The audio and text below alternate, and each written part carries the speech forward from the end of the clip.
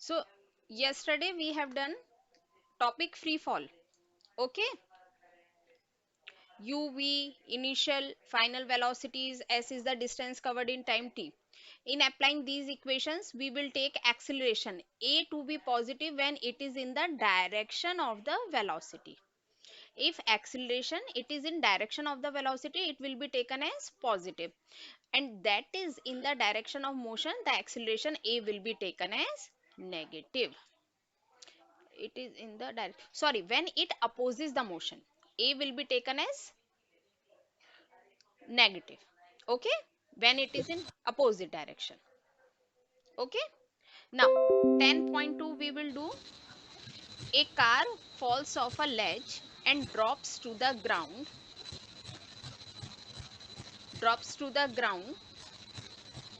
in zero point 0.5 second. Let g is equal to, here g is given 10 meter per second square. Why? For simplifying the calculation. What is its speed on striking the ground? On striking the ground, what will be its speed? What is the average speed during 0.5 second? How high is the 1.5, ledge from the ground? 1.25. Sorry? Answer. But we will solve it. Here time is given half second.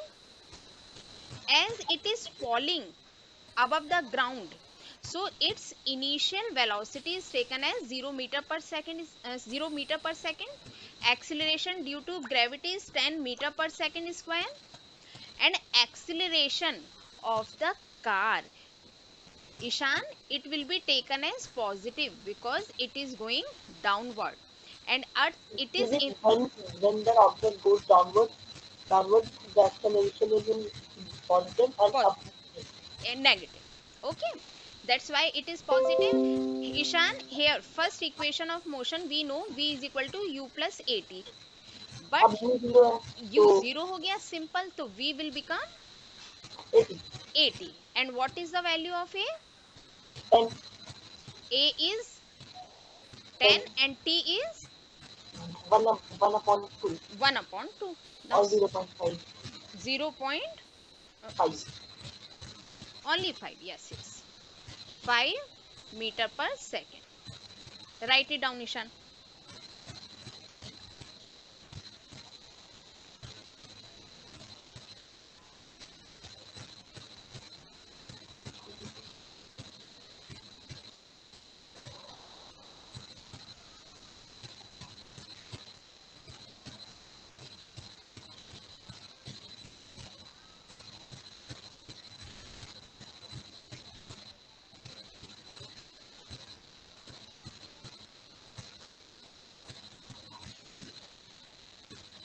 Write in very neat and clean handwriting. उससे पहले बोलना चाहिए था, पहले बोलना चाहिए था, चलो अब बोल रही हूँ। उससे लिख दिया, अच्छा, इतना गंदा हैंडराइटिंग लिखा क्या? गलती नहीं है, ठीक है, okay, written or not? Second भी हो गया, अच्छा, सेकंड लिख लिया। अच्छा Ishan, here it is asked what is its average, average speed during 0.5 second. 0.5 b second मतलब क्या है बेटे? बी जो upon 2, b how upon u 2, you how you calculated? Because the original formula is u plus v upon 2, हाँ तो फिर 0 है तो फिर ऑब्वियसली v 2 होगा. हाँ, एवरेज स्पीड होता है हमारा u प्लस वी अपॉन 2। अच्छा, 0.5 सेकंड मतलब स्टार्ट यहाँ से हुई और एंड यहाँ आकर हुई, तो ये पूरा जो टाइम लग रहा है 0.5 सेकंड का लग रहा है। तो we will calculate simply, u is 0 and what is the value of v? 5, v is 5 upon 2, तो which average is speed will, 2.5. हाँ, 2.5 metre per second. Third one, now third part, how high is the ledge from the ground. और ईशान, हम इसे इस तरीके से भी ले सकते हैं कि वो जो कार है उसने कितना डिस्टेंस कवर किया।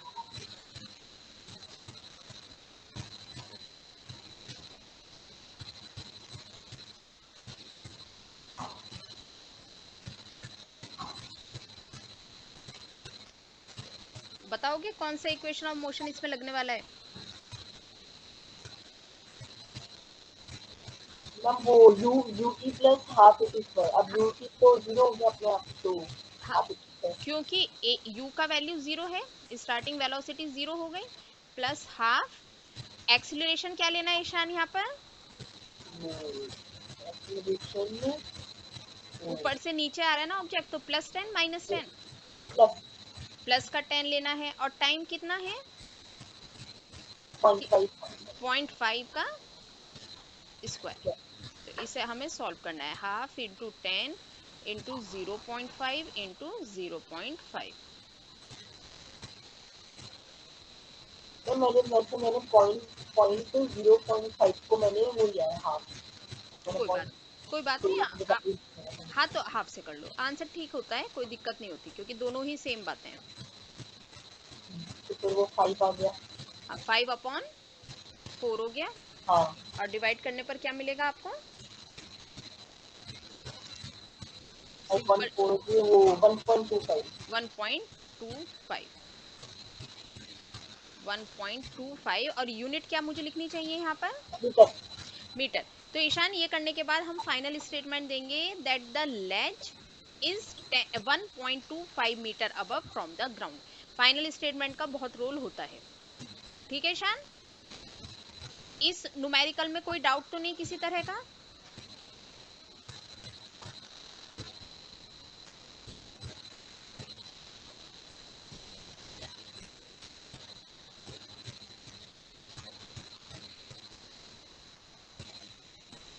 No Ishan, next, done Ishan. अब मैं थर्ड करता हूँ। ठीक है, पढ़ो न्यूमेरिकल, पढ़िए ये वाला।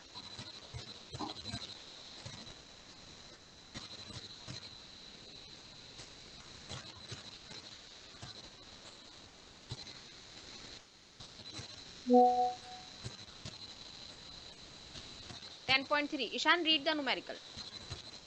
An object is thrown vertically upward and rises to a height of 10 meters. Calculate the velocity with which the object was thrown upwards and the time taken by the object to reach the height.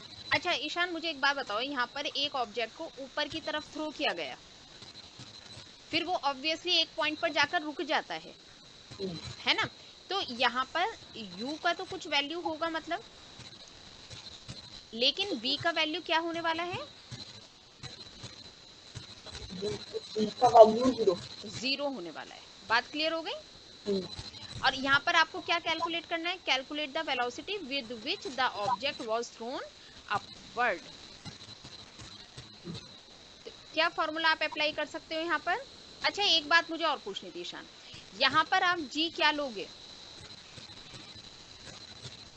मतलब acceleration क्या लोगे यहाँ पर, यहाँ पे वो -9.8 -9.8 आपने क्यों लिया, वेरी गुड, ऊपर जाना है। ऊपर जा रहा है, तो और फॉर्मूला आप कौन सा लगाने वाले हो, इक्वेशन ऑफ मोशन कौन सी वाली, v square minus u square is equal to 2a हाँ, v square minus minus u u square square is equal is to equal to 2a। 2, और a मुझे यहाँ पर लेना है नेगेटिव, चलो वो कैलकुलेशन के टाइम ले लूंगी। तो v square 0 minus u square is equal to -2 into 9.8 into 10। तो मैम वो 10 की तो पॉइंट ही कर दिया। हाँ बिल्कुल, अब माइनस से माइनस कट गया, तो यू स्क्वायर का वैल्यू कितना आ गया, और 2 मल्टीप्लाई 98 और उसका वैल्यू और 96 196। और उसका भी स्क्वायर रूट होता है, वो होता है 40। हाँ ये बड़े इंटरेस्टिंग है स्क्वायर रूट ईशान, ध्यान है, 13 का तो स्क्वायर होता है 169, और इसका उल्टा होता है और इसका। इसका उल्टा होता है, तो u का वैल्यू हो गया 14 metre per second. First part हमने कैलकुलेट कर लिया। Now second part, time taken by the object to reach the highest point. इसमें ईशान कौन सा इक्वेशन ऑफ मोशन हम लगा सकते हैं, इसमें वो v equal to u plus 80। हाँ v is equal to u plus 80, जहां पर v क्या है, v जीरो है। ओके, और यू? यू 14, अभी निकाला था 14, और ए का वैल्यू ए का -9. 9.8 इंटू टी. इसे टी के लिए कैलकुलेट कर कर मुझे वैल्यू बताओ.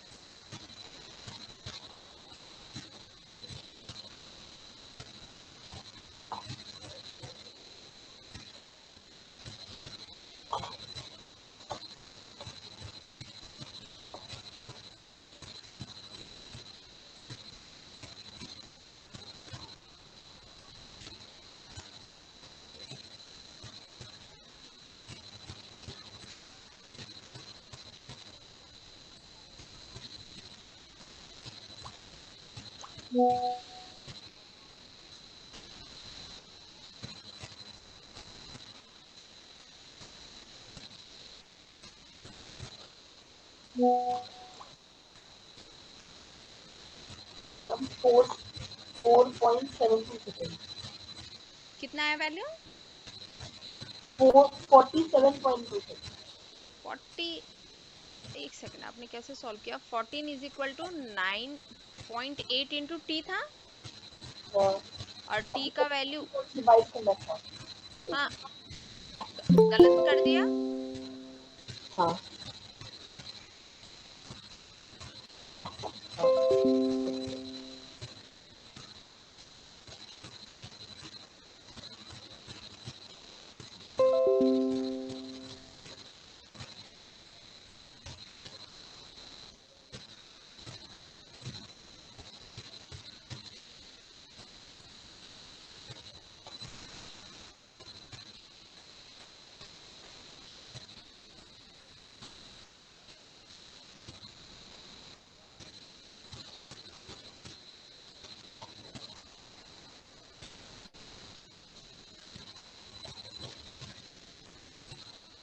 ईशान, हो रहा है कैलकुलेट या मैं बताऊं? हो गया 1.43. 1.43. Sorry 1.4.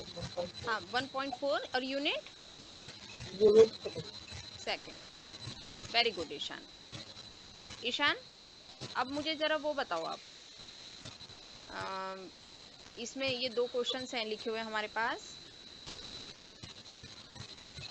What do you mean by free fall. हाँ, तो कैसे इसे एक्सप्लेन करोगे? What do you mean by free fall? The motion of a freely moving object is called free fall. Ishan, आपको ये प्रॉपर वे में आंसर देना पड़ेगा ना. तो आप यहां से लिखेंगे, when ever objects fall towards the earth under this force alone. मतलब केवल और केवल उस पर ग्रेविटी वाला फोर्स लग रहा है, ग्रेविटेशनल फोर्स लग रहा है, और कोई फोर्स नहीं लग रहा है. We see that objects are in free fall. आपको अभी नोट डाउन करना हो तो अभी कर लो, और क्लास के बाद आप नोट्स में नोट डाउन करोगे तो आप बाद में कर लेना. मुझे कंफर्म कर दो. बाद में कल. ठीक है, बाद में कर कर मुझे भेजना कि मैंने नोट डाउन इसे कर लिया है. और ईशान, अभी इसने पूछा है what do you mean by acceleration due to gravity. इसे कैसे आप डिफाइन करोगे? Acceleration due to gravity.